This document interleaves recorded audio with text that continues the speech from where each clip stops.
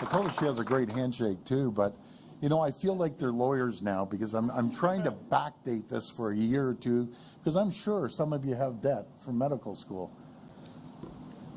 Did you hear that, Mr. Moneybags? Don't worry, I will represent you guys well.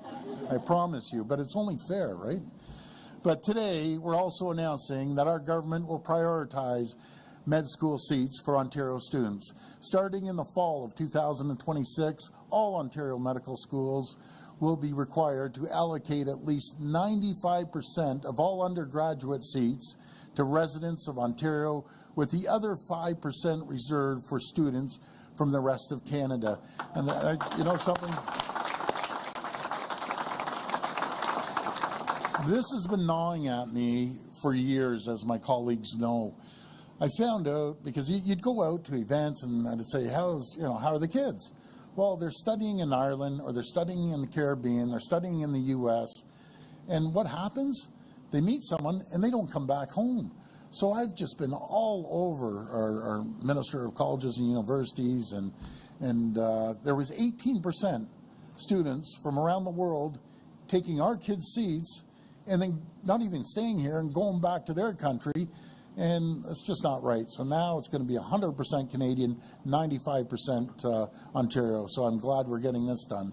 Medical schools will also have to create more opportunities for Ontario students who started their medical education abroad to be able to complete their postgraduate training here in Ontario. These new actions are designed to ensure Ontario medical schools are training and graduating more doctors, including family doctors that are going to stay in Ontario. Because we know that if you're born in Ontario, you're more than likely to stay and practice in Ontario. Friends, we're going to keep working with our colleges, universities, and our hospitals and associations to ensure everyone has the access, the care they need when they need it. Whether it's building new hospitals, adding new medical seats, or investing in our healthcare workforce, we're going to keep working together to build up our healthcare system.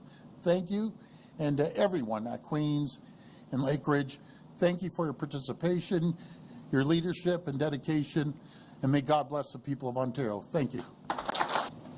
Siobhan Morris, CTV News. I'm going to call on Minister Jones, actually. Yeah. I'm wondering if you can help expand on this idea of why it's important to prioritize Ontario medical students, and if you have any worry about any accusations of protectionism closing Ontario off to a potential talent pool from outside the country.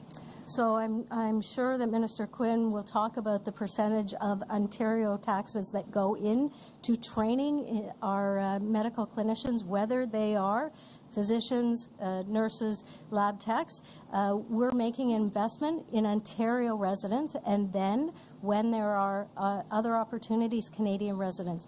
We know through our data that when students train, practice, and learn in the province of Ontario, they stay. Northern Ontario School of Medicine, we see through their data that when you train in Northern Ontario, you have a much higher chance and percentage who continue to practice in the North. So we want to bring that talent back to Ontario, and we're doing that by an investment today that says Ontario students need to come first. We still have a small pathway for Canadian students because we also understand our responsibility as the leading province, Premier's role as the head of COF. But we're going to prioritize Ontario residents because those are our taxpayers that are paying those students to go to school. Thank you. Premier Ford, Craig Smith with Durham Radio News. You say the goal of the expansion of this program is to increase family doctors in Ontario. Is there any provisions in giving these grants to keep them in Ontario? And what if they decide to switch to a different specialty instead of setting up a family practice? So with our existing Learn and Stay program, and I'm sure Minister Quinn can elaborate further, but with our existing Learn and Stay program, if an individual decides that they do not want to practice in an underserved or quickly growing community, then there is an opportunity to transition those grants into the more traditional OSAP loan program. All right, and today's announcement is kind of about the future, but a report from the Ontario Council for Hospitals says that there will be a shortfall of staff by tens of thousands in the next few years. So what is the province doing to keep current workers from burnout and leaving the job now?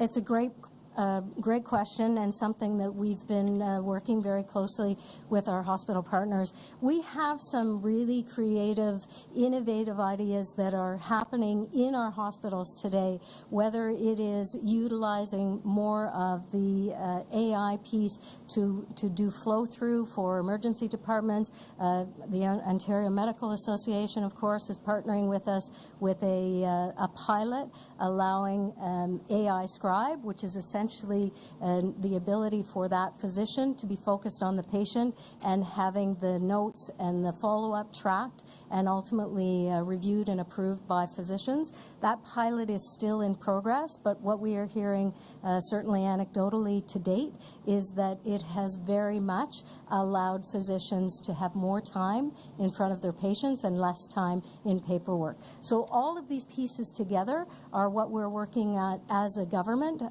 to ensure that any technology, any new innovation, we now have an innovation fund pathway to allow practitioners, physicians, hospitals to come forward and say, we have an idea, we'd like to pilot and try it out in our hospital or our area, and we have a pathway now for them to do that. So some exciting pieces happening on the innovation side.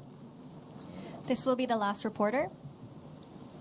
If I could just add on to what the minister was saying, I'm just a massive fan, and as with Minister Jones on robotics, that's the way of the future. We were out in Hamilton at St. Joseph's, and it's just mind-boggling how far they've come, and I really want to do everything we can to fund robotics, and especially our new docs that are coming into the system. They want the latest and greatest tools that are out there, and I can do everything I can to make sure you have the latest and greatest tools. If you've ever seen those robotics in action, it's really, really impressive. Less time in the hospital, less invasive, more accurate. So at the end of the day, it's a money saver. So we're going to do everything we can to invest in robotics in the future.